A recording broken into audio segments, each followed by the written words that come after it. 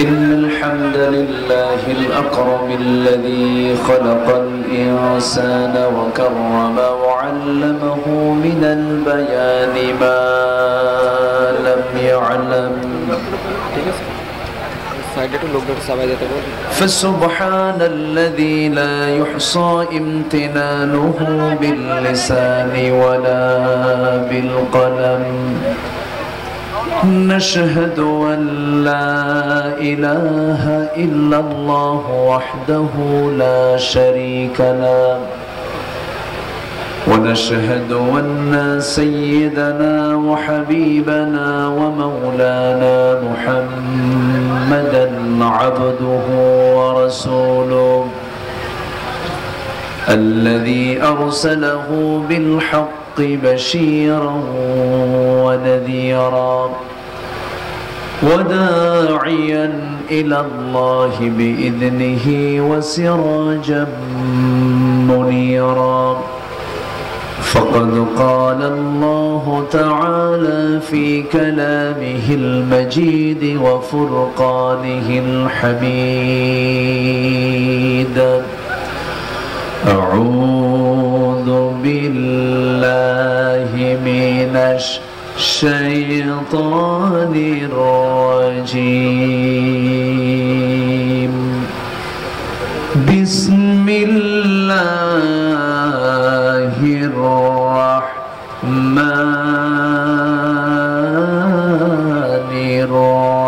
الرحيم إن الله وملائكته يصلون على النبي يا أيها الذين آمنوا صلوا عليه وسلموا تسليما اللهم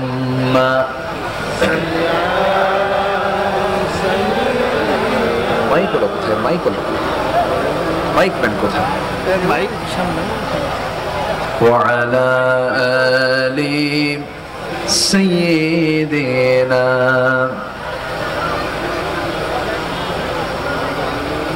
একটু মোহাম্মত দিয়ে নবীর প্রেমে মাতোয়ারা হয়ে জবান খুলে জোরালো কণ্ঠে সবাই বলুন আল্লাহুম্মা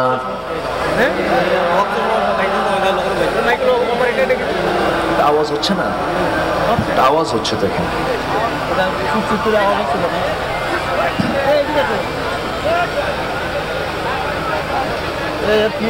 সবাই বলুন বালাগাল উলা বিকামালিহি কাশাফাত তুজা বিজামালিহি حسنت جميع خصاله سلوا فوناي فولتو بلبل کا ترنم فینہ چمن دہر میں کلیوں کا تبسم فينه بلغ العلا بكماله كشف التجا بجماله حسنت جميع خصاله سلوا আমি কোরআনের সুর মাঝে শুনেছি যে নাম আজানের সুর মাঝেও শুনেছি সে নাম ও নাম শুনেছি আমি আমার হৃদয় হে রাসূল নবীজি তোমায় হে রাসূল নবীজি তোমায়, সবাই বলি সাল্লাল্লাহু আলাইহি ওয়াসাল্লাম।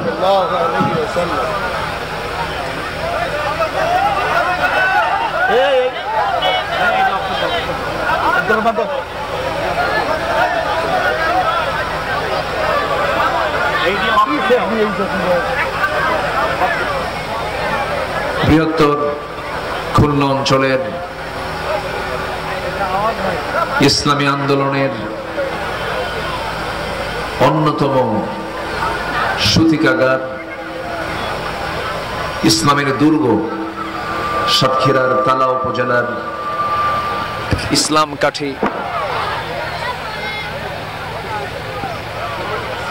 ইসলামকাঠি যুব কমিটি মাহফিল ইন্তেজামী কমিটি কর্তৃক আয়োজিত 11তম বার্ষিকী তাফসীরুল কুরআন মাহফিল, আজকের এই মহৎ আয়োজনের সম্মানিত সুযোগ্য সভাপতি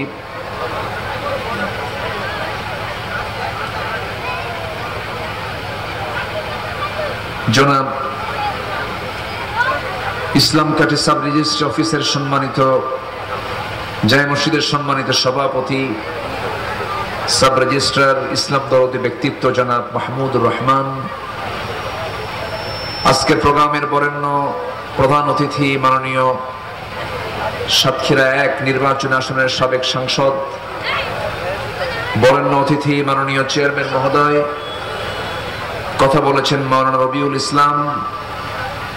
আজকের মাহফিলের প্রধান আকর্ষণ, যাদেরকে নিয়ে আজকের এই সাজানো গোছানো বর্ণাঢ্য আয়োজন, তাওহীদের পতাকাবাহী, কালেমার ঝান্ডাবাহী, দ্বীন ইসলামের নর শারদুল বীর মুজাহিদ, প্রাণ প্রিয় সম্মানিত দ্বীনী ভাইরা, আড়ালে বসে আছেন শ্রদ্ধেয়া সম্মানিতা মা বোনেরা। আলোচনার সূচনায় আনুষ্ঠানিকতার মধ্য দিয়ে আমার পক্ষ থেকে আবারও দিল খোলা সালাম, আসসালামু আলাইকুম ওয়া রাহমাতুল্লাহি তাআলা ওয়া বারাকাতুহু। সবাই কেমন আছেন?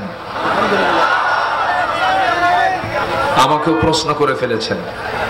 আল্লাহ তাআলা আমাকে তো আপনার সাথে আপনার কাতারেই রেখেছেন, আলহামদুলিল্লাহ। বলছি আলহামদুলিল্লাহ।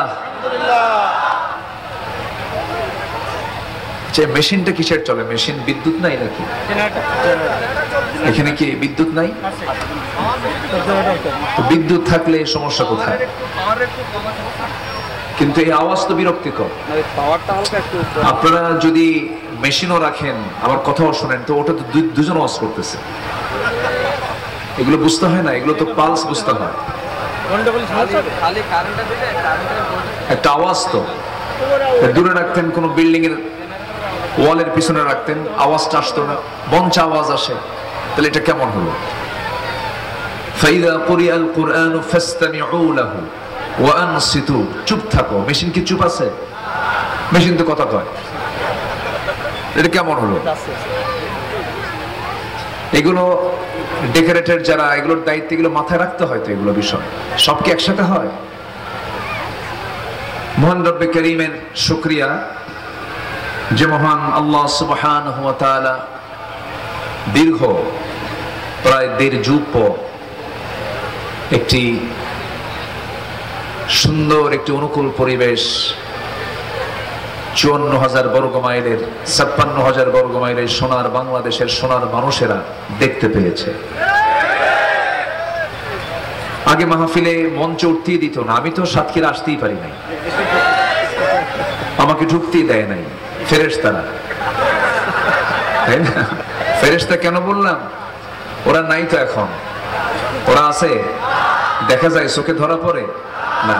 ফেরেশতাও চোখে দেখা যায় না, তো ফেরেশতা দেখা যায় না, এদেরকেও দেখা যাচ্ছে না, এই জন্য ফেরেশতা বললাম। তো যাই হোক, ওরা ভেবেছিল যে আমাদেরকে দেখবে কে, আমাদেরকে ধরবে কে? আমাদের ধরার কেউ নাই, আমাদের রুখবে কে? কিন্তু সবার উপর একজন আছেন, তিনি কে? আসতে বলবেন না, তিনি কে? এটা কি বাস্তবে আমরা প্র্যাকটিক্যাল দেখলাম না? দেখেছি কিনা বলেন? যদি ওই ছেলেগুলো পালাতো, বলেন আজকে মাহফিল হতো? ওই ছেলেগুলো ওই জীবন দেওয়া সন্তানগুলোর সিনার ভিতরে সেই শক্তি, সে সাহস জুগিয়েছেন একমাত্র আমার আল্লাহ তাআলা। আল্লাহ রাব্বুল আলামিন বলেন, ইল্লা তানফিরু ইউআযিবকুম আযাবান আলীমান ওয়া ইস্তাবদিল কওমান غيركم ولا تضروه شيئا। তোমরা যদি পলাতে তাহলে ওই জালিম শক্তি আবার চাপিয়ে বসতো, তাদের কোনো ক্ষতি তোমরা করতে পারতে না। কিন্তু আল্লাহ রাব্বুল আলামিন ওই সিনাগুলোর ভিতরে ভয় দূর করে দিয়েছেন। ছোট্ট ছোট্ট 7 বছর 8 বছরের বাচ্চাগুলো কি পুলিশকে ঘুষি মারে, ঠিক কি না? এই শক্তি সাহস আল্লাহ বান্দার সিনার মধ্যে তৈরি করে দিয়া বাতিলকে উৎখাত করে দিয়েছেন। সম্পূর্ণ অবদান কারো নয়, সম্পূর্ণ অবদান কার? আমার ভাইয়েরা, এই জন্য কখনো আল্লাহকে ভুলে যাওয়া যাবে না। আল্লাহকে সবচেয়ে বড় সাহায্যকারী যে বান্দা মনে করবে, তার বিজয়টা নিশ্চিত।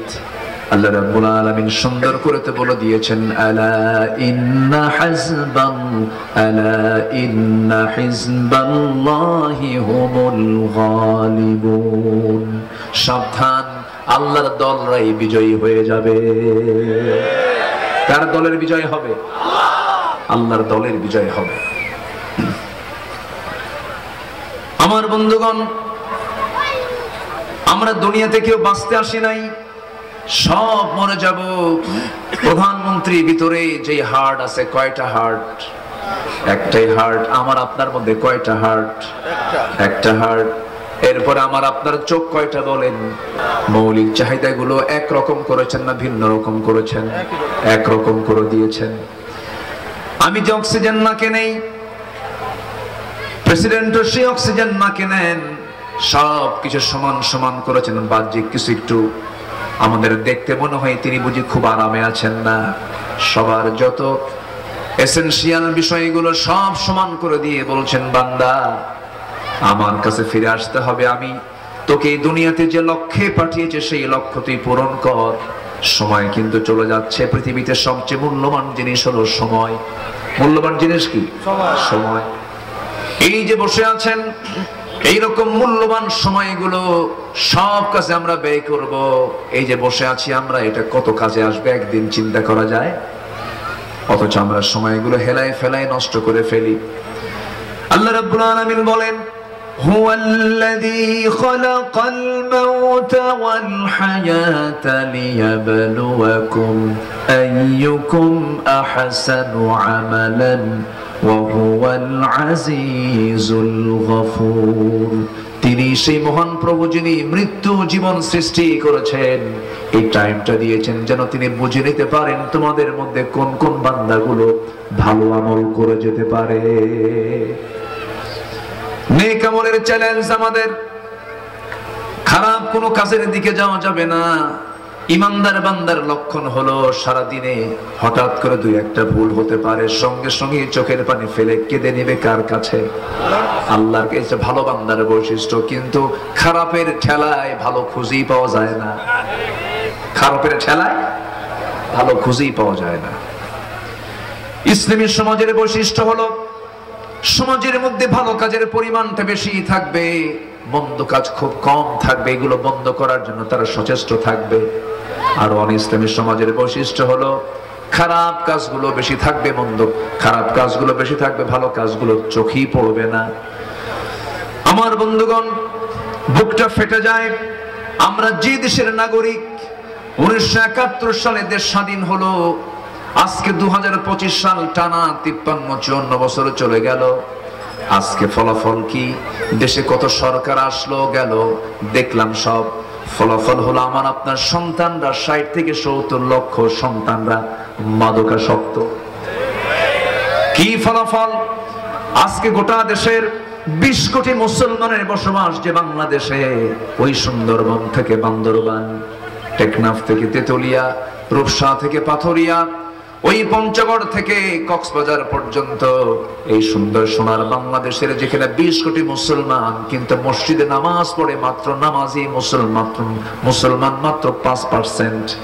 হতাশার দিকে এগুলো কি করেছে তারা? তাহলে ধর্ম মন্ত্রণালয় ছিল, শিক্ষা মন্ত্রণালয় ছিল, যুব মন্ত্রণালয় ছিল, এতগুলো মন্ত্রণালয়ে তারা দায়িত্ব পালন করলেন। মাদকাসক্ত আজকে 60 থেকে 70 লক্ষ, মানে কোটি কোটি পরিবার আক্রান্ত। ঐশী কিন্তু শুধু একটা ঘটনা আমরা জানতে পেরেছি, হাজারো লক্ষ লক্ষ ঐশী আমার দেশে আছে না নাই? আছে। চরম বিপদ, মহামারী, নামাজি নাই। জাহান্নাম থেকে বাঁচার জন্য 1 নাম্বার কাজ হলো নামাজ পড়া। আজকে কত নেতা গেল, কত সরকার গেল আসলো, অথচ মুসলমানের দেশ বাংলাদেশে আজ পর্যন্ত নামাজের সরকার কেউ কায়েম করতে পারে নাই। সব সরকার দেখা শেষ। আগামী সরকার আমরা দেখতে চাই নামাজের সরকার, সালাতের সরকার। রাজি আছেন কারা কারা? হাত উঁচু করে দেখান।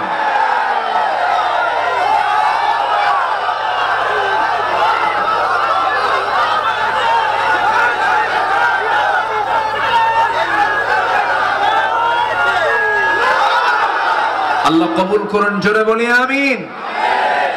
আমি যে কতটা আনন্দ পাচ্ছি জানেন? এই সাতক্ষীরাতে আমাকে 2 বার গ্রেফতার করা হয়েছে। কুখ্যাত এসপি, নাম না বলি,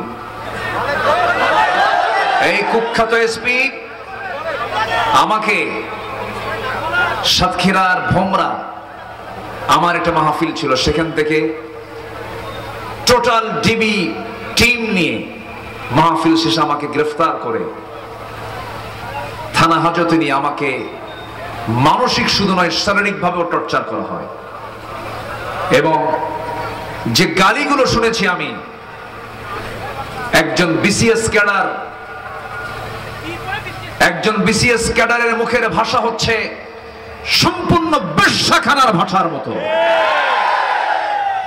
এগুলোকে একটা একটা করে গুনে গুনে বের করতে হবে, ঠিক কিনা বলেন?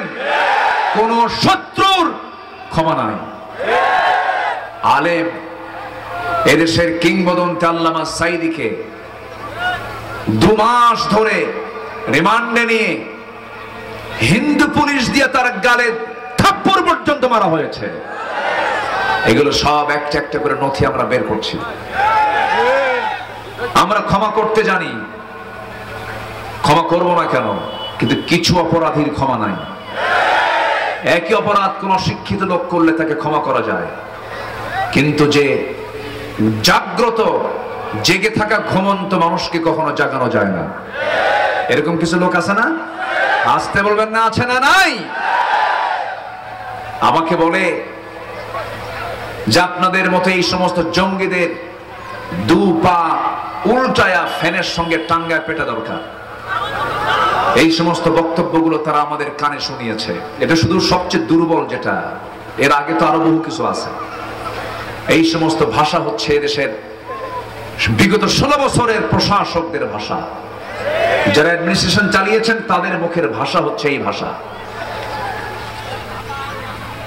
সম্মানিত ভাইয়েরা, সম্মানিত বন্ধুগণ,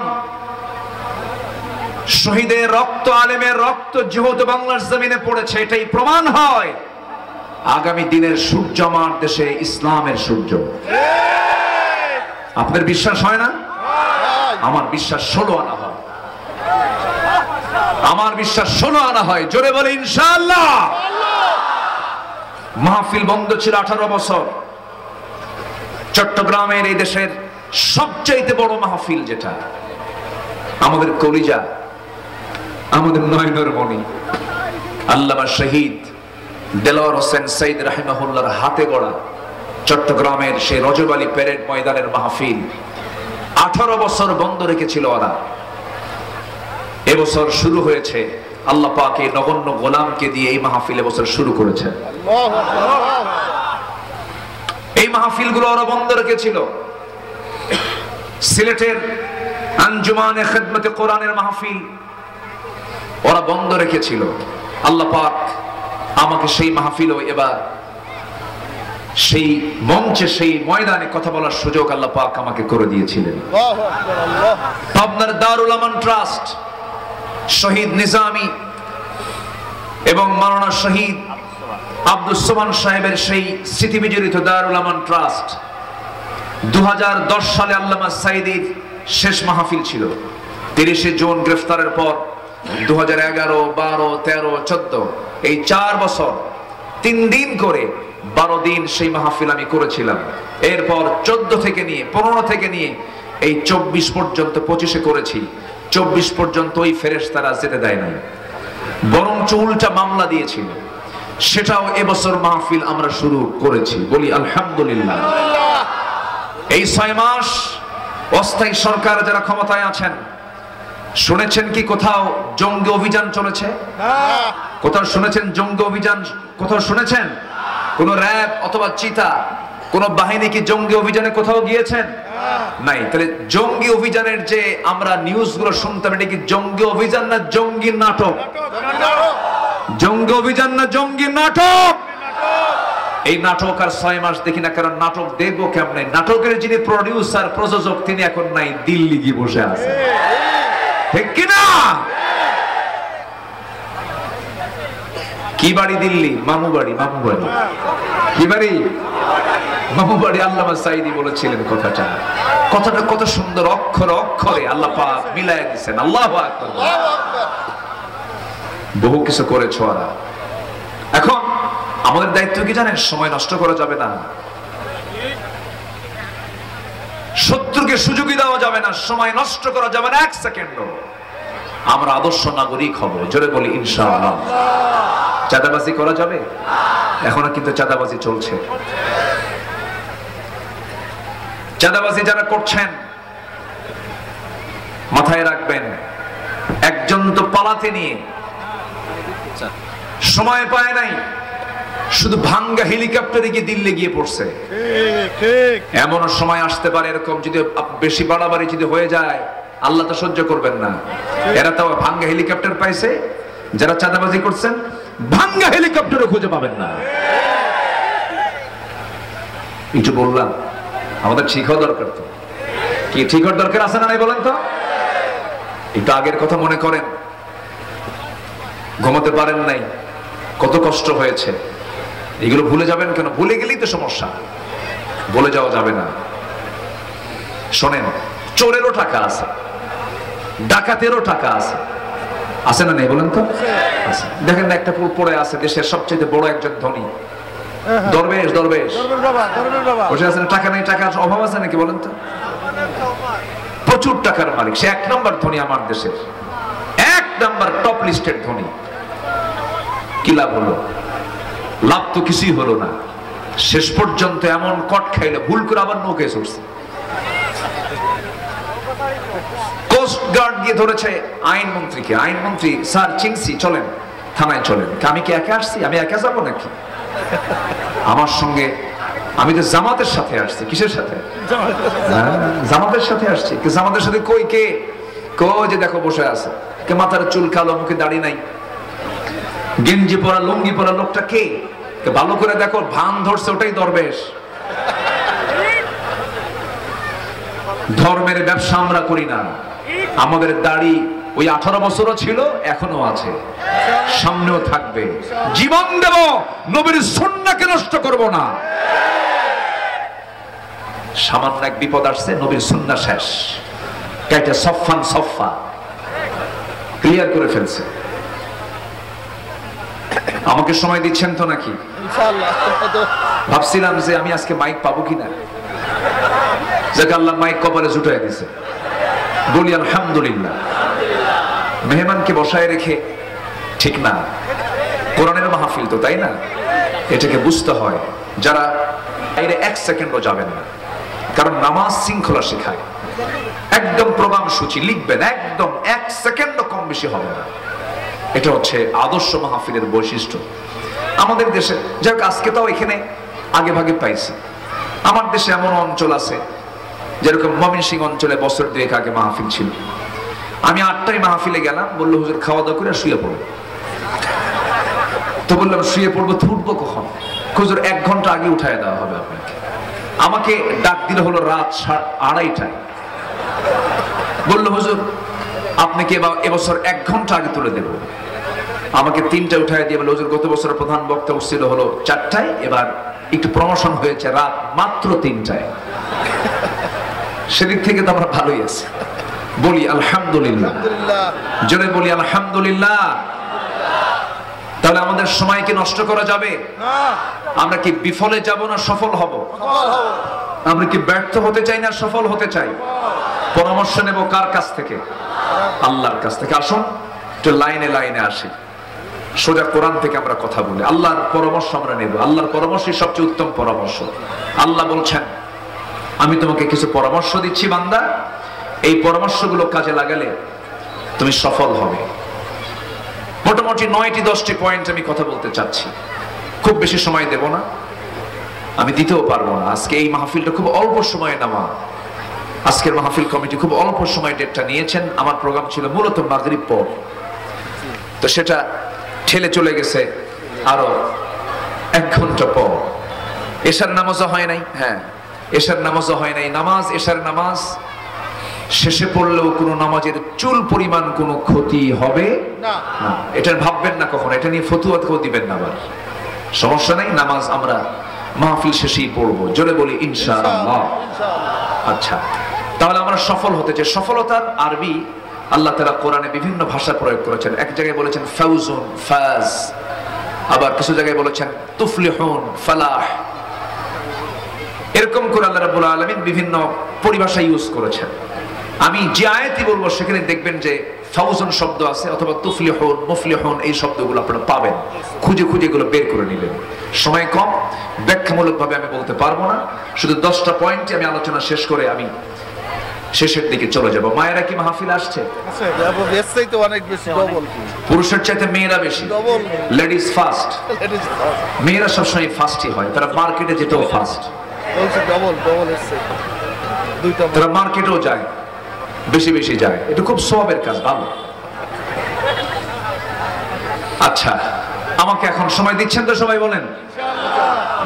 নাম্বার 1, সফল যদি হতে চাও আল্লাহ বলছেন ভালো করে ঈমান আনো, নেক আমল করো। হয়তো বলবেন হুজুর এত সস্তা কথা বলেন, ঈমান তো আমার বাপ শুদ্ধ আনছে, আমার বাপও ঈমানদার আমিও ঈমানদার, এটা কোনো কথা হলো নাকি?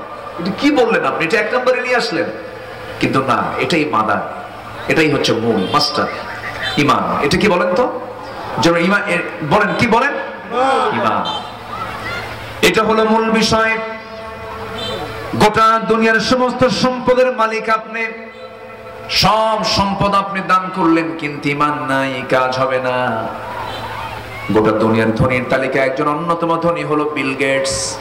সে তার সমস্ত সম্পত্তির একটা বিশাল অংশ রেড ক্রসকে দান করেছে। বিশাল বড় তার দানের খাতা, দানের হাত এত বড় হওয়ার পর আল্লাহর কাছে তার কোনো প্রাপ্তি নাই, কারণ বিল গেটস এর মধ্যে যে জিনিসটা নাই তার নাম কি? ঈমানটা নাই। ঈমান আগে, সবার আগে শর্ত হলো ঈমান থাকতে হবে।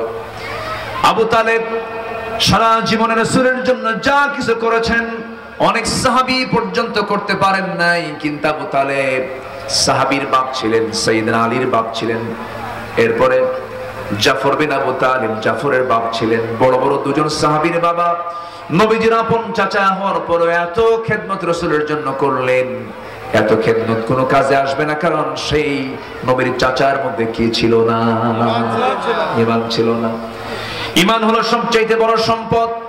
এই জন্য আমি 1 নম্বরে টানলাম। আল্লাহ রাব্বুল আলামিন সূরা বুরুজের মধ্যে বলছেন ইন্নাল্লাযীনা আমানু ওয়া আমিলুস সালিহাতি লাহুম জান্নাতুন তাজরি মিন তাহতিহাল আনহার যালিকাল ফাওজুল কাবীর। এখানে কি ফাউজুন শব্দ আসছে? কি আসছে? ফাউজুন মানে হলো সফল, কাবীর মানে বড়। বড় সফল হবে ঈমান আনলে, নেক আমল করলে। যেরকম সুবহানাল্লাহ। 1 চলে গেল, আমি শর্ত নাম্বার 2 আসি। আমার বন্ধুগণ, আল্লাহ রাব্বুল আলামিন বলেন নাম্বার 2, সেই বান্দা সফল যারা পরিশুদ্ধ হতে পেরেছে, পরিশুদ্ধিতা যার মধ্যে আছে, সে হলো সফল।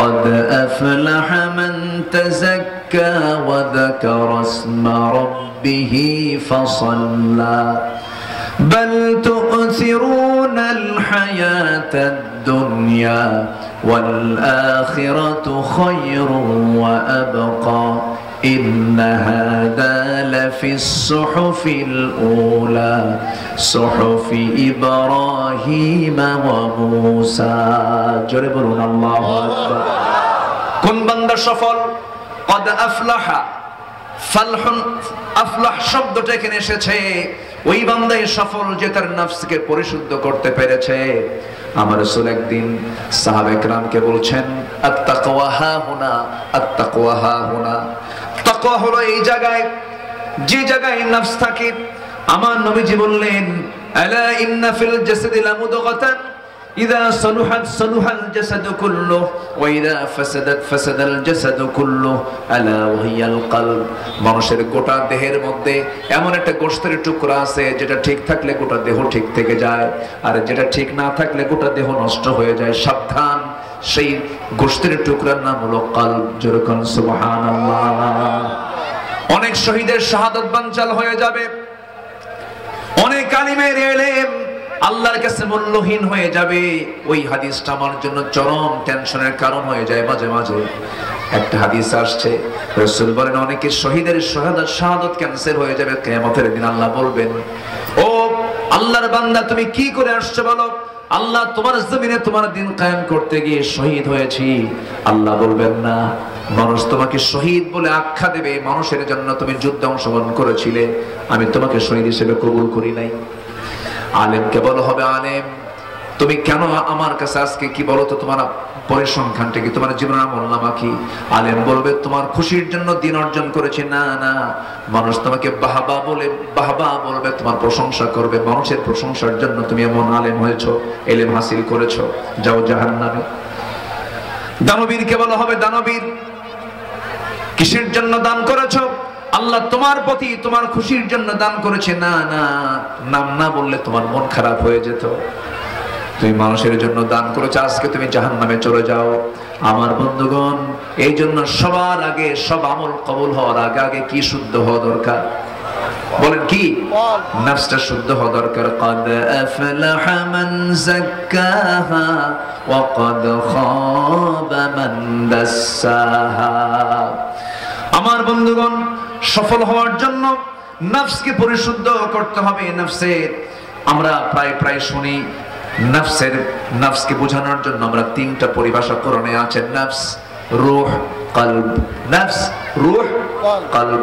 তিনটা জিনিসকে আমরা পাই আল্লাহ রাব্বুল আলামিন এক জায়গায় বলছেন ইয়া আইয়াতুহান নাফসুল মুতমাইন্নাতু রজিই ইলা রাব্বিকি রাদিয়াতাম মারদিয়াহ ফাদখুলি ফি ইবাদি ওয়াদখুলি জান্নাতি হে প্রশান্ত আত্মা হে নফস আরেকটা হলো ইয়াসআলুনাকা আনির রূহ কুলির রূহু মিন আমরি রাব্বি হে রাসূল রূহ সম্পর্কে আপনাকে প্রশ্ন করবে হে রাসূল আপনি বলে দেন রূহটা কি রূহ আমার রবের নির্দেশে চলে জোরে বলি সুবহানাল্লাহ আমার বন্ধুগণ নফস হলো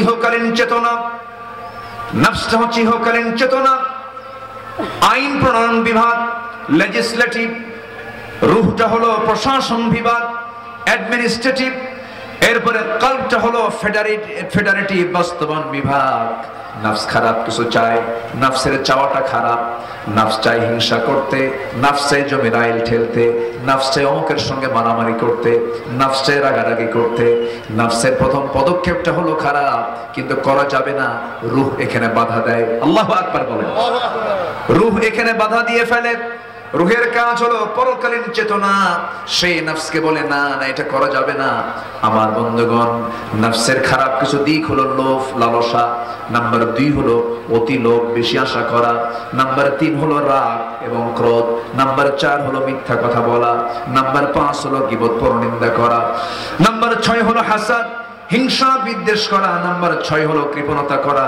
নাম্বার 8 হলো রিয়া বা লোক দেখানো কাজ করা নাম্বার 9 হলো নিজের পছন্দই বড় পছন্দ এরকম জাতীয় নাম্বার 10 হলো কিবির অহংকার করা নাম্বার 11 হলো পরশ্রী কাতরতা নাম্বার 12 হলো হুব্বে মান দুনিয়ার সম্পদের প্রতি অতি আসক্তি নাম্বার 13 হলো সম্মানের লোভ। সম্মান পাওয়ার জন্য খুব লোভী অবস্থায় থাকে এমন লোক আছে না নাই বলেন? আমার সম্মান করুক। নাম্বার 14 হলো হব্বে দুনিয়া, দুনিয়ার প্রতি মোহ, অতিরিক্ত আকাঙ্ক্ষা। আমার বন্ধু, এই সমস্ত খারাপ স্বভাবের লোক তো মনে হয় বাংলার জমিনে নাই। আসতে বলবেন না, আছে না নাই? আছে না নাই? হিংসা করে, আরেকজনের সম্পত্তি, আরেকজন জমি কেনে, আরেকজনের ঘুম হয় না। হাই রে, ওই জমি ও কিনছে, সারা রাত টেনশনে ঘুম নাই। এরকম লোক তোমার সাথে কিরাই নাই? এরকম হিংসা যদি আসে, ভাববেন আপনার ইমানের মধ্যে ক্যান্সার ঢুকে গেছে। হিংসা একজন ইমানদারের মধ্যে কখনো হিংসা আসতে পারে না। আল্লাহ তুমি তাকে সম্পদ দিয়েছো, আমাকেও সম্পদ দিয়ে দাও। ইমানদারের হৃদয় হবে আকাশের মতো। কিসের মতো বলেন? আকাশের মতো সে উদার হয়ে যাবে, হিংসুক হওয়া যাবে না। কারণ ক্বালা ইয়াকুম ফিল হাসাদ ফাইনাল হাসাদা ইয়াকুলুল হাসানাতি কামা তাকুলুন নারাল হাতাব। হিংসা থেকে দূরে থাকো, কারণ হিংসা একটা আগুন যেমন কাঠখণ্ডকে জ্বালিয়ে ভস্ম করে দেয়, হিংসা মানুষের সমস্ত আমলগুলো পুড়ে শেষ করে দেয়। জোরে কোন নাউযুবিল্লাহ। আগের যুগের মানুষ ঘোড়া নিয়ে বিয়ে করতো। কি নিয়ে? ঘোড়া নিয়ে বিয়ে করতো না? তো ঘোড়া নাই, গ্রামে এক মুরব্বীর ঘোড়া আছে। এক যুবক বিয়ে করবে, গেছে মুরব্বীর কাছে গিয়ে বলছে, চাচা আমার অমুক দিন বিয়া, দেখুন তো আমার জন্য একটা ঘোড়া ম্যানেজ করে দেওয়া যায় কিনা। আপনি আমার ঘোড়াটা দিলে আমার বিয়ের দিনটা সুবিধা হতো। তো বুড়ো বললো, যা তুই তো বেয়াদব, তোরে ঘোড়া দেবই না, যা। মনটা খারাপ করে চলে আসছে। তো বরাতের রাত্রে, কিসের রাত? বরাত। বরাত আগামীকালকে বরাত না? হ্যাঁ, এই জন্য বলতেছি, মানে জাস্ট একটা এক্সাম্পল, রূপক ভাষায় বলছি।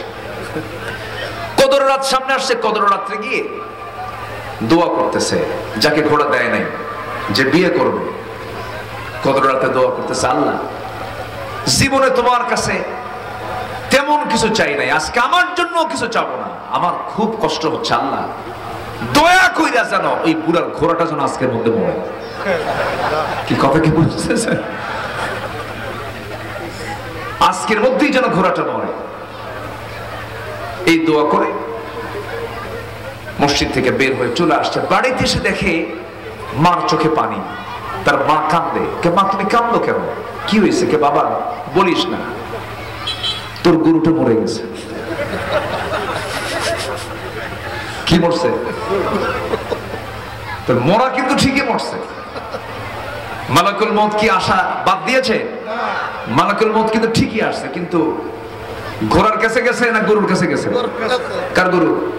যে দোয়া করছে, বলেন, যে গালি দিয়েছে, যে দোয়া করছে, বদদুয়াকারীর দোয়া ওর ঘরে চলে আসছে। Just example. হিংসা করলে হিংসার আগুনে নিজেই জ্বলে সারখার হয়ে যাবে না, অন্যের কোনো ক্ষতি হবে না। এগুলো করা যাবে। এগুলো নাফসের সমস্যা। এগুলো কিসের সমস্যা? নাফস সমস্যা। এগুলোকে আমরা ঠিক করে নেব। জোরে বলি ইনশাআল্লাহ। আল্লাহ রাব্বুল আলামিন এই জন্য এক জায়গায় বলছেন, وَأَمَّا مَنْ خَافَ مَقَامَ رَبِّهِ وَنَهَى النَّفْسَ عَنِ الْهَوَى فَإِنَّ الْجَنَّةَ هِيَ الْمَأْوَى। যার দিলের মাকামে আল্লাহর ভয়টা জাগ্রত হয়ে যাবে, তার কোনো টেনশন নাই, তার কোনো ভয় নাই, এবং যে নফসের বিরুদ্ধে চলবে, নফসের দাসত্ব করবে না, তার জন্য জান্নাতের মাওয়া। জোরে বলি সুবহানাল্লাহ। মন তো খারাপ কিছু চায়, যদি এত টাকা আমার হতো, এত টাকার মালিক যদি হতে পারতাম, কিন্তু কামাইটা আমার বৈধ না অবৈধ এই চিন্তাই নাই। তাহলে বলেন, এটা কি তার নফসের সমস্যা কিনা? বলেন সমস্যা। কামাই করেন, কোনো সমস্যা নাই, হাজার কোটি টাকার মালিক হন, তাতেও কোনো বাধা নাই, কিন্তু সেই কামাইটা আল্লাহ দেখতে চান, বৈধ না অবৈধ? বলেন বৈধ দেখতে চান। কে চান? আল্লাহ দেখতে চান। আপনি নারীর প্রতি আপনার টান কেন হবে না? মেয়ের জন্য আপনি অস্থির কেন হবেন না? নারীর জন্য কেন পাগল হবে না? আপনি তো পুরুষ। যৌন কামনা আপনার থাকতে হবে। যদি যৌন কামনা না থাকে, আপনার পুরুষত্বই নেই। এটা আপনার জন্য থাকতে হবে। কিন্তু আল্লাহ চাচ্ছেন যৌন কামনাটা হতে হবে অবৈধ না বৈধ পথে? বলেন বৈধ পথে। বিয়ে করো, কোনো সমস্যা নাই। বিয়ে কইরা ইজাব কবুল করে নিয়ে বউটাকে রানী বানায়া বাড়িতে নিয়ে আসো, গোটা সমাজে এলান করে দে, এটা আমার বউ। আল্লাহ বলছেন ওই মুহাব্বতের মধ্যে আমি আল্লাহর রহমত দিয়ে দেব। সুবহানাল্লাহ। মাওয়াদ্দাতা ওয়া রাহমা। আপনি কি জানেন আপনি যা কামাই করছেন কোন জায়গা থেকে আসতেছে এবং কোথায় ব্যয় হচ্ছে? এটা জবাব না দেওয়া পর্যন্ত এক কদম হাসরের দিন আপনি নড়তে পারবেন না। মিন আইনা ইকতাসাবাহু, কোথা থেকে কামাই হলো, কোথায় গিয়ে খরচ হলো, এটার জবাব একটা একটা করে নেবেন তিনি কে? আল্লাহ। শুকনা মরিচ খাওয়া ভালো, সাদাবাজি করা ভালো না, ঠিক কিনা কন? শুকনা মরিচ খাওয়া ভালো, জমির আইল ঠেলে এই 2 নম্বরই করা ভালো না। মিথ্যা ধোঁকাবাজি করে যা করবেন সব শেষ হয়ে যাবে, হারামের কোনো আরাম থাকে না। দেখেন না, গরিবের বাচ্চা হয়, কোনো অপারেশন লাগে না। অপারেশন লাগে? বছরের এই মাথা ও মাথা মিলে একসাথে বছরে 3-4টা বাচ্চা হয়, জোড়া জোড়া হয়। কি হয়? জোড়া জোড়া হয়, কোনো অপারেশন নাই, কিচ্ছু নাই। কিন্তু ধনী লোকের সন্তান হতে নিয়ে কত সমস্যা। আচ্ছা বলেন তো, গরিবের বাচ্চা বেশি না ধনীর বাচ্চা বেশি? বলেন বলেন বলেন। গরিবের বাচ্চাই বেশি। খায় বেশি কে বলেন? ধনী না গরিব? হ্যাঁ, গরিব বেশি খায়, ধনী তো খাইতেই পারে না। ও তো শুধু চাট নিয়ে বসে, চাট নিয়ে বসে বসে বলে যে এই দেখো তো কি খাওয়া যাবে। 1 কেজি আঙ্গুর একটা খায়। এখন সহকারী কয় স্যার আর একটাও খাওয়া যাবে না, ইনসুলিন। ঠিক আছে না? একটা খাইয়া আঙ্গুরের সেই থোকা থোকা আঙ্গুর, 1 কেজি আঙ্গুরের দিকে ফকিরের মতো চায়া থাকে। হাই রে কপাল রে, খাইতে পারলাম না। সন্তান হয় না, 20 বছর পর একটা বাচ্চা হয়েছে। সে বাচ্চা তাও নর্মাল পজিশন না, দেখায় না, উল্টা। তাও দেশে অপারেশন হবে না, যেতে হবে থাইল্যান্ড। কোথায় যেতে হবে? থাইল্যান্ড। থাইল্যান্ডে গেছে, বাচ্চা কাচ্চা হওয়ার পর নাক দিয়ে অক্সিজেন যায় না, পারে না, পারতেছে না, লাইফ সাপোর্ট আইসিইউতে নিতে হবে। আইসিইউতে নিয়ে কোনো মতো জীবনটা ফিরে পাইছে। দেশে এসে দেখে ছায়া থেকে একদিক, নজর আরেক দিক, মানে সব ঠিক নেই। আমি কি ভুল বলতেছি? এই জন্য যেখানে হারাম আছে সেখানে শান্তি নাই, যেখানে হালাল আছে সেখানে শান্তি আছে। আমরা হালালে থাকবো। জোরে বলি ইনশাআল্লাহ, জোরে বলি ইনশাআল্লাহ।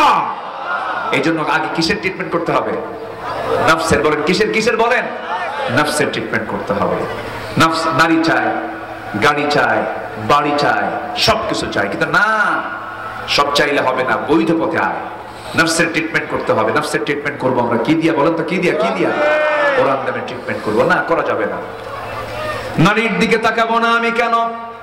আমার তো বউ আছে, আমি অন্য নারীর দিকে তাকাবো কেন? আমার জন্য হারাম। আল্লাহ রাব্বুল আলামিন নারী ফিতনা থেকে বাঁচার জন্য আল্লাহ রাব্বুল আলামিন বহু এক্সাম্পল দিয়েছেন। তবে হ্যাঁ, নারী কিন্তু বড় একটা বিষয়। আমার মায়েরা মন খারাপ করবেন না, আমি আপনাকে যদিও নারী ফিতনা বলছি, কিন্তু এটা আপনাকে গালি দেওয়া নয়, একটু বোঝার চেষ্টা করতে হবে।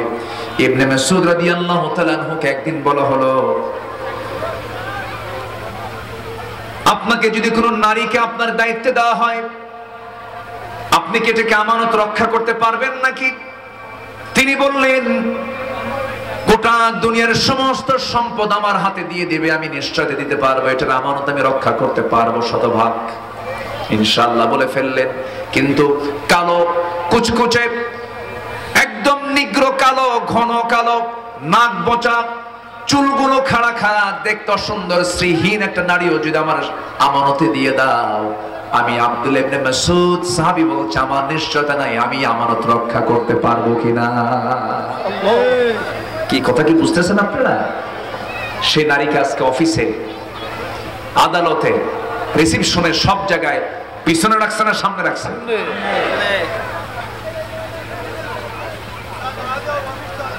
ওটা না হলে অফিসে চলে না। হ্যাঁ, ওই যে একটু রিসিপশনে বসে চুলটা ছেড়ে দিয়া, লাল লিপস্টিক ওলা ঠোঁট দিয়া, একটু মুস্কি মেরে একটা সালাম, আসসালামু আলাইকুম, এইরকম একটা মুস্কি হাসিয়ে না মারলে কি আর রোমান্স হয়? এই হচ্ছে অবস্থা।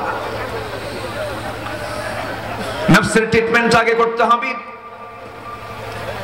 আমার নবীজি বলেন, ওয়াত্তাকুল্লাহ ওয়াত্তাকুন নিসা ফাইন্না আউওয়ালা ফিতনাত বনি ইসরাঈল কানাত ফিন নিসা। আল্লাহকে ভয় করো এবং নারীকে ভয় করো, কারণ বনি ইসরাঈলদের ধ্বংসের 1 নাম্বার কারণ ছিল নারী ফিতনা। বহু বুজুর্গের বুজুর্গি চলে গেছে। এই জন্য এই বিষয় থেকে আমি এই কথাগুলো কি বলার দরকার আছে ভাই? বলার দরকার আছে কিনা বলেন? আমরা এখন জাতি হিসাবে আদর্শ জাতি হব, জোরে বলি ইনশাআল্লাহ। শুধু অবৈধ ইনকাম থেকে এবং নারীর অনিষ্ট থেকে বাঁচতে হবে। এই দুইটা চরিত্র যার ঠিক থাকবে, war women and wine, war women and wine, যাবতীয় মাদক থেকে, নারী ফিতনা থেকে, গন্ডগোল থেকে, ওয়ার মানে যুদ্ধ বা নানা ফিতনা, নানা গন্ডগোল থেকে, সবকিছু থেকে, এই 3টা ডাব্লু থেকে আমরা যদি মুক্ত থাকতে পারি, আল্লাহর কসম এপারে দুনিয়া ওপারে জান্নাত, জোরে বলি সুবহানাল্লাহ। এই জন্য নফসের ট্রিটমেন্ট করতে হবে। নফস তো অনেক কিছু চায়। আল্লাহ রাব্বুল আলামিন ইউসুফ আলাইহিস সালাতু ওয়াস সালামকে এই প্রসঙ্গে টেনে আনলেন। সূরা ইউসুফ আছে না নাই? আছে। সূরা ইউসুফ একমাত্র সূরা যে সূরাতে আল্লাহ রাব্বুল আলামিন একটানা একজন নবীর ইতিহাস ধারাবাহিকভাবে টেনেছেন, ঠিক তাই না? ঠিক, একটানা একভাবে ধারাবাহিক টেনেছেন সূরা ইউসুফ। যদি কখনো সময় পাই, কখনো এইদিকে আসার একটানা আলোচনা করব ওই সূরা ইউসুফের উপরে, জোরে বলি ইনশাআল্লাহ। আজকে তো সময় নাই। যে কোরআনের একটা মজা আছে, এখন তো মজা করে আলোচনা শোনার সময়, কেউ তার বাধা দেওয়ার নাই। আস্তে কম কেন? কেউ তো নাই আর, কি ঠিক কিনা? কত কি করেছে। আমরা তাফসীর মাহফিল আল্লামা সাঈদীর জন্য দোয়া না করলে কৃপণতা হয়ে যাবে। দোয়া করার দরকার আছে না নাই? এই তাফসীর মাহফিলের এই প্ল্যাটফর্ম এই বাংলাদেশে একজন ব্যক্তি তৈরি করেছেন, আল্লামা সাঈদ রাহিমাহুল্লাহ। সেই লোকটাকে খুন করা হয়েছে, চিকিৎসার নাম করে জেলখানা থেকে বের করে দিল্লির প্রেসক্রিপশনে তাকে কি বলে হসপিটালে নিয়ে বিষ প্রয়োগ করে, ইনজেকশন পুশ করে তাকে দুনিয়া থেকে পরিকল্পিত নাটক তৈরি করে হত্যা করা হয়েছে। সকল হত্যার বিচারের আগে কিংবদন্তি আল্লামা সাঈদীর খুনির বিচার সবার আগে হওয়ার সময়ের দাবি। রাজি আছেন কারা কারা? হাত উঁচু করে দেখান।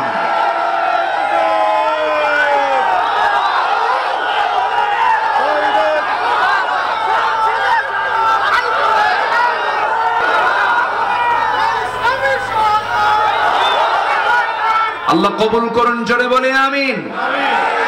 আরো জোরে আমিন। আগামীকাল হলো লাইলাতুম মিন নিসফি শাবান, শাবানের মধ্যরাত। বলেন তো এই রাতের বরকত আছে না নাই? আছে। আস্তে জোর গলায় বলেন আছে না নাই? কিছু ফতুয়া, কিছু মুফতি বের হয়েছে আমার দেশে, খালি পেঁচ লাগায়, আছে না নাই বলেন তো? এখন তো ফতুয়া দিতে তো আর বেশি কিছু লাগে না। এই যে ইউটিউব আছে, হাইব্রিড বক্তা। কি বক্তা? হাইব্রিড, বুঝলেন তো? হঠাৎ করে পড়া নাই, শোনা নাই, একাডেমিক কোনো সার্টিফিকেট নেই, একটা ফতুয়া দিতে যে কত সময় লাগে। একটা মেডিকেল অপারেশন করতে গেলে মেডিকেল টিম লাগে, বোর্ড লাগে। ইঞ্জিনিয়ারিং একটা প্ল্যান দিতে গেলে 4-5টি ইঞ্জিনিয়ার এক জায়গায় হয়ে বসে, এরপরে আর্কিটেক্ট ইঞ্জিনিয়ার বলেন, সিভিল ইঞ্জিনিয়ার বলেন, তার একটা প্ল্যান দিয়ে দেয়। ডাক্তার অপারেশনের আগে 8-10 জন নিয়ে বসে। আমার দেশের মুফতিরা কি তাই? ওই যে ইউটিউব নিয়ে বসে।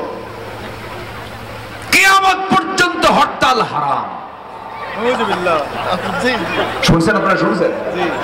দিয়ে দিল ফাতোয়া। নামাজ পড়তে নিলে নাভিতে হাত বাঁধা যাবে না, হারাম। আরেকজন বলে বুকে হাত বাঁধা যাবে না, হারাম। বাঁধবে কোথায়? একজন কইছে নাভিতে হাত বাঁধা যাবে না, হারাম। আরেকজন কইছে বুকে হাত বাঁধা যাবে না, এটা হারাম। আর সলিমুদ্দিন নামাজ পড়তে নিয়ে আর খুঁজে পাচ্ছেন না। নাভি তো হারাম, বুকও হারাম, হাত নিছে আল্লাহু আকবার কপালে, কোথায় নিছে? এই হলো ফতুয়ার ফলাফল। কিছু ফতুয়া সন্ত্রাস আমার দেশে আছে না নাই? আছে। রাষ্ট্র ক্ষমতা ইসলাম যাক, ওই ফতুয়া সন্ত্রাসটা চায় না। ঠিক। এরকম কিছু ফতুয়া সন্ত্রাসী আছে না নাই? আছে। হক ইসলামী দল কোনটা ওরা খুঁজে পায় না। ওরা বলে ওটা তো ইসলামী দলই না, তোমারটা কোন কচু, তোমারটা কোন কচু তোমার? ইমাম ইবনে তাইমিয়া রাহিমাহুল্লাহ বলেছেন, একটা যুগের ভিতরে, একটা জনপদের ভিতরে হক দল যদি খুঁজে বের করতে চাও, লক্ষ্য রাখতে হবে যে ইসলামী দলের দিকে বাতিল শক্তির নজরদারি বেশি থাকে, যে দলে মাজলুম লোক বেশি, যে দলের শহীদের কাতার বেশি, বাতিলের বন্দুকের নল তাক করা যে দলের দিকে, সেই দল হচ্ছে একমাত্র হক দল। বুঝে নেন, অঙ্ক কষে নেন কোনটা হক দল। তাহলে ফতুয়া মারো না।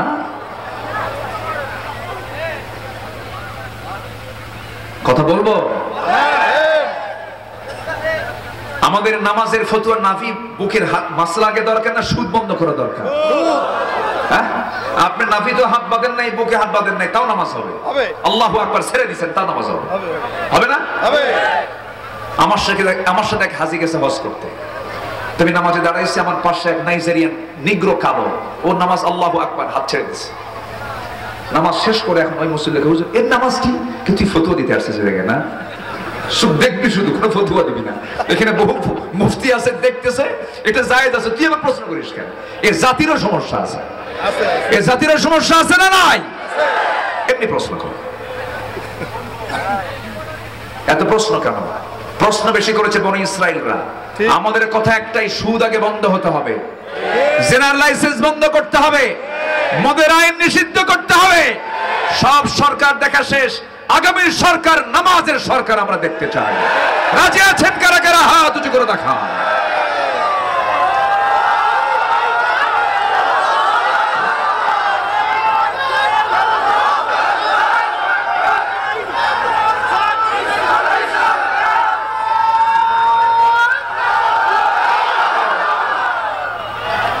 সবে বরাত আছে না নাই? সবে বরাত আছে না নাই? বরাত শব্দ হয়তো নাই, বরাত আমার দেশে কানুন আছে। আমরা নামাজ বেশি কই না সালাত বেশি কই? বলেন বলেন বলেন, আপনি বলেন, বলেন না একটু। আমরা নামাজ বেশি কই না সালাত বেশি কই? নামাজ তো আলাদা, নামাজ কি আলাদা? না, নামাজ বলতে যা বোঝে তার কি সালাত কিনা বলেন? সালাত হলো আরবি ভাষা। নামাজ কেন বলি, রোজা কেন? রোজাও তো আরবি না। কেন বলি জানেন? এই দেশের রাষ্ট্রীয় ভাষা এক সময় ছিল হলো ফার্সি। আদালত, এজলাস, আদমশুমারি, এগুলো সব শব্দ এক সময় এই দেশে রাষ্ট্রীয় ভাষা ছিল হলো ফার্সি। এই জন্য এগুলো চলে আসছে, এগুলো এখনো বন্ধ হয়নি। অনেক কবির কবিতার মধ্যে নামাজ, এগুলো বন্ধ করবেন কেমন? কবি নজরুল লিখছেন না, অনেক নামাজ রোজার কথা লিখছেন না, লিখেছেন, এগুলো আমরা রপ্ত করেছি। তবে সালাত বললে বেশি সওয়াব হবে, সাওম যদি বলেন এটা হাদিসের পরিভাষা, সওয়াব পাবেন। তো তেমন সবে বরাত শব্দটা এটা আমাদের দেশে বহু প্রচলিত, কিন্তু এটা আরবি যদিও পরিভাষা নেই, কিন্তু লাইলাতুম মিন নিসফি শাবান শতভাগ সত্য একটা হাদিস এটা। আলহামদুলিল্লাহ বলেন। এটা অনেকে মানতে চান না, ওই যে ফতোয়া দেয় শবে বরাত বলতে কিচ্ছু নাই, মানে ওর জীবনে সব হারাম, ওর মধ্যে কোনো হালাল টালাল নাই। আছে না কিছু? আছে না এরকম কিছু? আছে না নাই বলেন? আছে। আল্লাহ রাসূল বলেছেন, সর্বাধিক হাদিস বর্ণনাকারী, প্রায় 5000 উর্দু হাদিস তিনি বর্ণনা করেছেন। আবু হুরায়রা রাদিয়াল্লাহু তাআলা আনহু থেকে বর্ণিত হাদিস, তিনি বলেছেন, আন আবি হুরায়রা রাদিয়াল্লাহু তাআলা আনহু قال قال رسول الله صلى الله عليه وسلم إذا كان ليلة النصف من شعبان يغفر الله لعباده إلا لمشرك أو مشاحن أو كما قال عليه الصلاة والسلام। রাসূল বলেন, যখন কোন সময় শাবান মাসের দিবাগত রাত্রি, মধ্য 14 তারিখ দিবাগত রাত্রি যখন তোমরা পাবে, এই রাত্রিটা এমন একটা রাত্রি যে রাত্রিতে মহান রব্বুল আলামিন সকল বান্দাকে মাফ করে দেন। কিন্তু শুধু মাফ করেন না, দুই শ্রেণীকে। এক নম্বর শ্রেণী হলো যারা মুশরিক, যারা আল্লাহর আইন বাদ দিয়ে অন্য আইনকে বিশ্বাস করে। এরকম লোক তো আমার দেশে নাই। আসতে বলবেন না, আছে না নাই? যারা আল্লাহর কাছে না চায়, অন্য কারো কাছে চায়, আছে না নাই? আছে না নাই? আল্লাহর আইন বাদ দিয়ে অন্য আইনকে বিশ্বাস করে মানে কি ওর মধ্যে ঈমান আছে? আমার দেশে নামাজি কাফের আছে, আমার দেশে নামাজি মুশরিক আছে, আমার দেশে নামাজি ফাসিক আছে, নামাজি মুনাফিক আছে, আছে না নাই? কিন্তু নামাজি। কি আমার বন্ধুগণ, আল্লাহ তাআলা ওই মুশরিককে কখনো মাফ করবেন না। ও মুশাহিন, ওই যে হিংসুক যারা, হিংসুকের দোয়া কবুল হবে না। দেখেন একদম আল্লাহ রাসূল এখানে নির্দিষ্ট করে বললেন যাদের মধ্যে নাফসের সমস্যা আছে, সেই নাফসের সমস্যাওয়ালা লোকগুলোর দোয়াও কবুল হবে না। বলেছেন মুহাম্মদ সাল্লাল্লাহু আলাইহি ওয়াসাল্লাম, সেই রাত আগামী কালকের দিবাগত রাত্রে আমরা আমল করব। জোরে বলি ইনশাআল্লাহ। আম্মা জান আয়েশা রাদিয়াল্লাহু তাআলা আনহা হঠাৎ করে ঘুম ভেঙে গেছে, নবীজি তার পাশে শোয়া ছিলেন নাই। বললেন রাসূল কোথায় গেলেন? খুঁজে খুঁজে খুঁজে খুঁজে গিয়ে দেখেন আমার রাসূল বাকিল গরকাত, জান্নাতুল বাকির আশপাশ দিয়ে ঘোরাফেরা করছেন। ইয়া রাসূলুল্লাহ, আপনি এখানে কেন? কি তুমি কি জানো আজকের এই রাত্রে বান্দা যা চাবে আল্লাহ তাই দিয়ে দিবেন? তাহলে কালকে রাতের বরকত আছে না নাই বলেন তো? তাহলে লাইলাতুম মিন নিসফি শাবানের গ্রহণযোগ্যতা আছে না নাই? আচ্ছা, কোনো সমস্যা নাই। এটা নিয়ে বেশি বাড়াবাড়িও করা যাবে না, ছাড়াছাড়িও নাই। বাড়াবাড়িও নাই, ছাড়াছাড়িও নাই। বাড়াবাড়ি কি? এই রাত্রে যদি তুমি রুটি আর কি হালুয়া না খাও, সারা বছর না খেয়ে থাকবা। এরকম আছে কিনা বলেন? এটা কি? এটা কি হলো? বাড়াবাড়ি হলো কিনা বলেন? বাড়াবাড়ি হয়ে গেল। এই বাড়াবাড়ি করা যাবে না, আমরা বাড়াবাড়ি করে ফেলি। হাই রে, বরাত শেষ, বরাত মিস মানে গোটা বছর মিস। কে বলছে এটা? গত রাত চলে গেছে একটা, আরো রাত আছে না নাই? এরপরে কি মাস আসতেছে? জোরে বলেন, কি মাস আসতেছে? রমজানের বরকত মনে হয় এটার চাইতে কম না বেশি? রমজানের এক রাত একদম আল্লাহ পাক একটা রাতের নামে সূরা নাযিল করেন, সূরাতুল কদর। সূরাতুল কদর এবং সূরা দুখানের ইন্না আনজালনাহু ফি লাইলাতিন মুবারাকা বলে দিয়েছেন। রমজান তো টোটালি বরকত।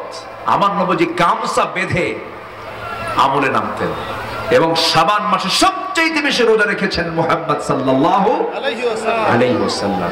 শাবান এই মাস অত্যন্ত বরকতময় মাস। প্রত্যেকটা সেকেন্ডকে আমরা কাজে লাগাবো। শুনেন, কোরআনের সাথে যদি মোলাট থাকে, এর জন্য কি মোলাটের দাম কি কমে যায় না বেড়ে যায়? বেড়ে যায়। আপনি আতর রাখেন কোন একটা বক্সের মধ্যে, ওই বক্সটা প্লাস্টিকের, কিন্তু আতর রাখার কারণে বক্সের মধ্যে কি সুগন্ধি আসে না দুর্গন্ধ আসে? সুগন্ধ চলে আসে। ঠিক তেমনি রমজান সামনে, তার আগের মাস কি বলেন? তার আগের মাস কি? শাবান। তাহলে রমজানের ফ্লেভার শাবানে আছে না নাই? এটাই বুঝতে হবে। আল্লাহ আমল করার তৌফিক দান করুন। বেশি করে বিড়ি খাবেন। কষ্ট পাচ্ছেন নাকি আপনারা?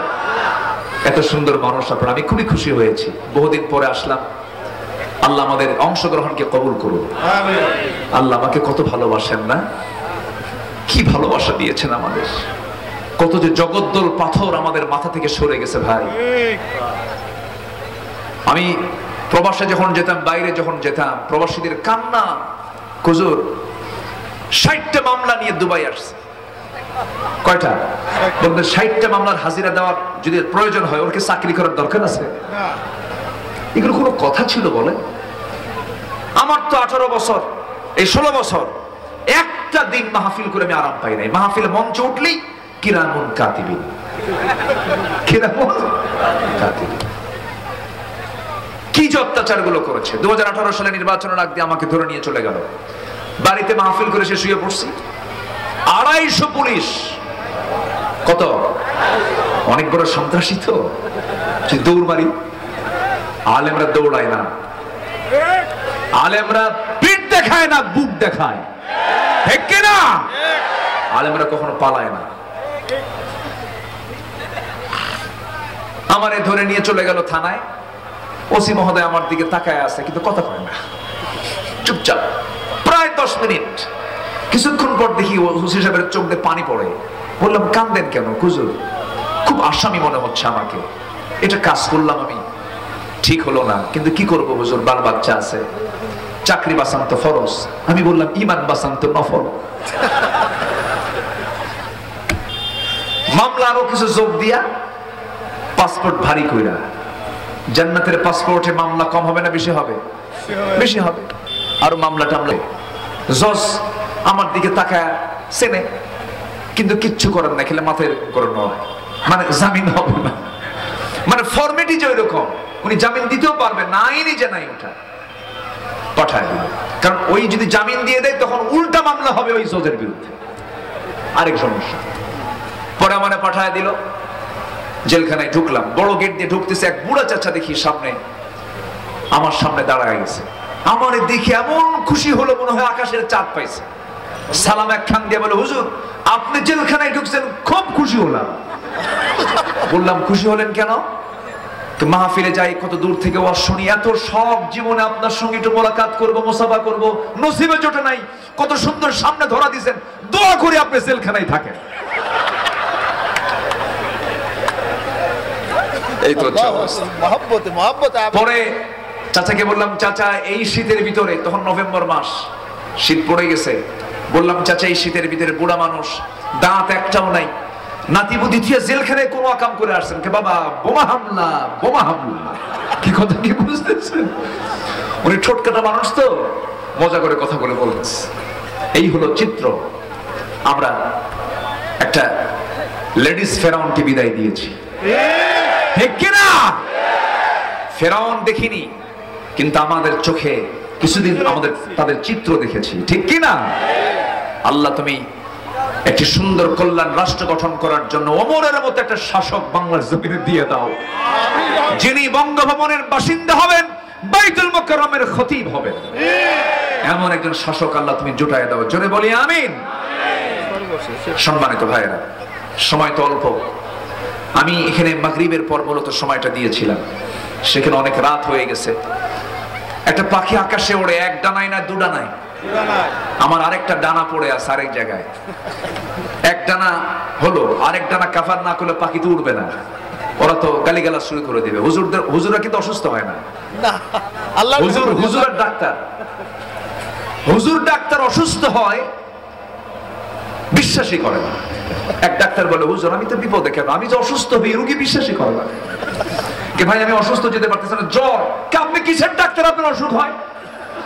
কি কথা কি বুঝতেছেন?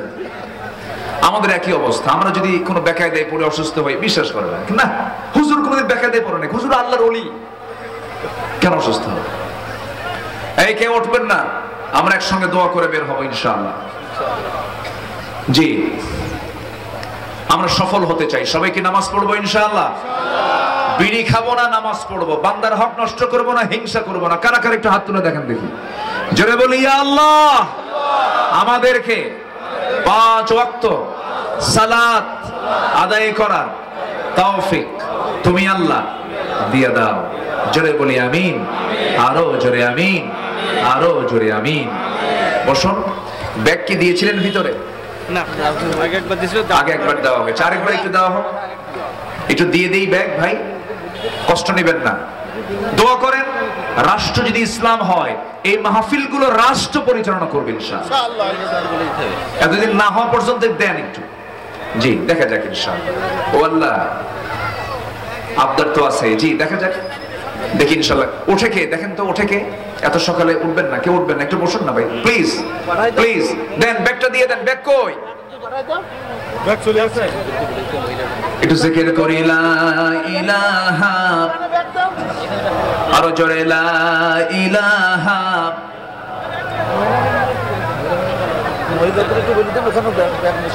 আমার মা বোন যারা আসছেন তারা দিবেন। আজকের মাহফিলের সম্মানিত বরেণ্য অতিথি আমাদের চেয়ারম্যান মহোদয় ওমর ফারুক সাহেব।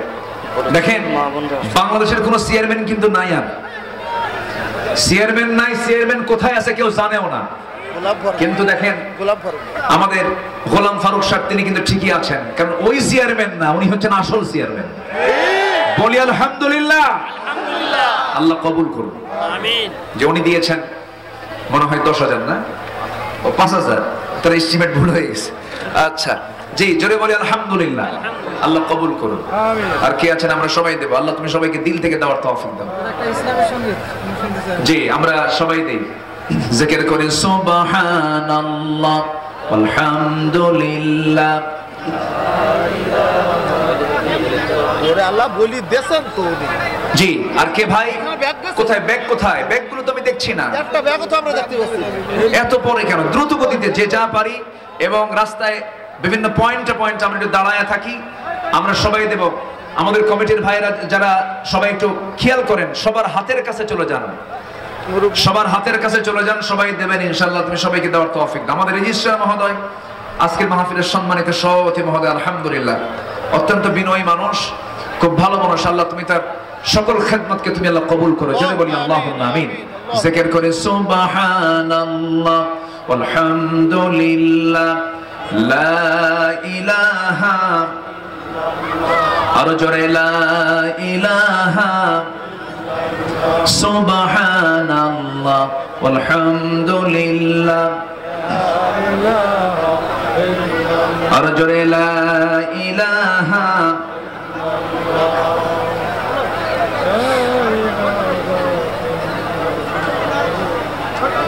জি, আর কে আছেন ভাই, একটু মেহেরবানি করে দিলটা নরম করে দেন না। মাগরিবের সালাতের পরে একটা জানাজা পড়ে আসলো, আবু বকর বড়, দীর্ঘদিন অসুস্থ থাকার পরে মারা গেছেন। আমার সন্তান, আচ্ছা এতিম সন্তান। জি বাবা, মাগরিবের পরে তার জানাজা হয়ে গেছে। প্রোটোকল মেইনটেইন করতে আমাদের একটু সময় লাগে, ওই কারণে। আল্লাহ তুমি এই সদ্য বিদায় হওয়া সন্তান, তার বাবার জন্য দোয়া চেয়ে, মৃত পিতার জন্য দোয়া চেয়ে কিছু টাকা দান করেছেন, আল্লাহ তুমি তার কবরটাকে জান্নাতের টুকরা বানায় দাও। এমন মৃত্যুর দুয়ারে আমরা সবাই হাজির হব একদিন। Everybody must be face before the day of resurrection. আমাদের সবাইকে যেতে হবে সে আখিরাতে, আদালতে, আখিরাতে আল্লাহর সামনে হাজির হব আমরা। সেই চিন্তাকে লালন করে আমরা চলবো। সব হতাশা, সব টেনশন, সব দুনিয়াবি আকাঙ্ক্ষা সব বন্ধ হয়ে যাবে। আমরা আখিরাতকে প্রাধান্য দিয়ে চলবো, জোরে বলি ইনশাআল্লাহ। সবাই যে যা পারে আমরা সবাই দেব। জিকির করে লা ইলাহা সুবহানাল্লাহ। আমার মা বোনদের ভিতর থেকে, জি আমার মা বোনদের ভিতর থেকে যে যা পারি আমরা সবাই দেব। আল্লাহ তুমি সবাইকে দিল থেকে দেওয়ার তৌফিক দাও, জোরে বলি আল্লাহুম্মা আমিন। জি না না, জি আসুন আমরা আল্লাহর কাছে চাবো, আল্লাহ যেন আমাদের সকলের নেক মাকসুদকে কবুল করেন। ব্যাগগুলো নিয়ে, ব্যাগ একবার গেছে যেহেতু, সবাই দিয়েছেন, অনেকে দিয়েছেন, অনেকে দিতে পারেন নাই। যারা দিয়েছেন তাদের জন্য দোয়া, যারা দেন নাই তাদের জন্য দোয়া। জি ডান পাশে বাম পাশে কিছু মেহমান আছেন, উনি কিছু দিবেন ইনশাআল্লাহ। আমাদের সভাপতি মহোদয় কিছু দিবেন ইনশাআল্লাহ, দিবেন। অত্যন্ত ভদ্র মানুষ তো, দিবেন ইনশাআল্লাহ। আমরা জোরাজুরি করবো না, কোনো প্রেসার ক্রিয়েট আমরা করবো না। জি আমরা আল্লাহর কাছে চাই, আল্লাহুম্মা আমিন। ربنا ظلمنا أنفسنا وإن لم تغفر لنا وترحمنا لنكونن من الخاسرين لا تزغ قلوبنا بعد إذ هديتنا وهب لنا من لدنك رحمة إنك أنت الوهاب। হাজার হাজার মুসলমান নরনারী নিয়ে তোমার কালামের দু তিনটা আয়াতকে সামনে রেখে সাকসেস করা, সফল করা, এই বিষয়ে কিছু কথা বলার চেষ্টা করেছি। আমাদের সবচাইতে বড় সমস্যা নাফসের সমস্যা। নাফস কি, নাফসের ব্যাখ্যা নিয়ে কিছু কথা বলেছি, করণীয় নিয়ে কিছু কথা বলেছি, তোমার বরকতি মা, বরকতি দিন, বরকতি রাত নিয়ে কিছু কথা বলেছি। আয় আল্লাহ তাআলা সে শান্তি, সে কাঙ্গাল ফিকিরের মতো দুটো হাত পেতেছি। আল্লাহ গুনার দিকে নজর দিও না, জিন্দেগীর গুনাহগুলো দয়া করে তুমি আল্লাহ মাফ করে দাও। জনম দুঃখিনী মা, জনম দুঃখী বাপজান যারা দুনিয়া থেকে বিদায় নিলেন, জিন্দেগীর গুনাহগুলো মাফ করে দাও, কবরগুলোকে জান্নাতের টুকরা বানায়া দাও। রব্বির হামহুমা কামা রব্বায়ানি সগীরা, রব্বির হামহুমা কামা রব্বায়ানি সগীরা। বিশেষ করে মাহফিলটার আয়োজন করলেন যারা, শোনার জন্য কষ্ট করে আসলেন যারা, বিনিময়ে কিয়ামতের কঠিন ময়দান যেদিন কেউ কাউকে চিনবে না, সেই কঠিন মুসিবতের দিন মাহফিল সবার জন্য নাজাতের মাধ্যম তুমি আল্লাহ বানাইয়া দিও। আমাদের সভাপতি ভাই তার ছোট্ট সন্তানের জন্য দোয়া চেয়েছেন, অসুস্থ সন্তান, মেহেরবানি করে তুমি আল্লাহ তাকে শাফায়ে কামিলা আজরা দান করো। আশপাশে যত মাইয়াত কবরবাসী হয়ে আছেন, কবরের সমস্ত আযাবকে মাফ করে দাও। আমার ডানে বামে সামনে পেছনে যত ভাই হাত তুলেছেন, যার যার প্রার্থনা তুমি দয়া করে মঞ্জুর করে নাও। আল্লাহ গো, তোমার এই সবুজ ভূখণ্ডে কোরআনের চিত্র চিত্রায়িত হয়েছে, এমন দৃশ্য দেখার তৌফিক তুমি আল্লাহ দিয়া দাও। আল্লাহ তাআলা নামাজি বানাও। আমার মা বোনদের কি সঠিক পর্দা, যে পর্দা আম্মাজান খাদিজা আয়েশা তারা করেছেন এমন পর্দা অবলম্বন করার তৌফিক তুমি আল্লাহ দিয়ে দাও। ফাতিমার মতো পর্দাশীলা নারী হওয়ার তৌফিক তুমি আল্লাহ দিয়ে দাও। দুনিয়া থেকে কোন দিন বিদায় নেব জানি না, ডান হাতে আমল নামা না আসা পর্যন্ত মরণ দিও না। যেদিন মরে যাব রে, যেদিন মরে যাব, টান মেরে ঘর থেকে বের করে দিয়ে জীবনের শেষ গোসলটা হয়ে যাবে। মাথার চুলের শ্যাম্পু দিলাম, 24 ঘন্টায় মাথার চুলগুলো খসে খসে পড়বে, চুলের পতন হয়ে যাবে, 3 দিন যাবে না, চামড়াগুলো গলে গলে পোকার পেটের খাবার হয়ে যাবে। মাত্র 7টা দিন পেটের নারী ভরি সব চোখ মুখ কান নাকটা বের হওয়া শুরু হয়ে যাবে, কিম্ভূত কিমাকার চেহারা হয়ে যাবে। এই তো দুনিয়ার বাস্তবতা। আল্লাহ 3 মাস পর কবর খনন করে যদি দেখা হয় কয়েকটা হাড় ছাড়া কিছুই খুঁজে পাওয়া যাবে না, সে অন্তিম মুহূর্ত যখন চলে আসবে, জবানে জারি করে দিও লা ইলাহা ইল্লাল্লাহু মুহাম্মাদুর রাসূলুল্লাহ।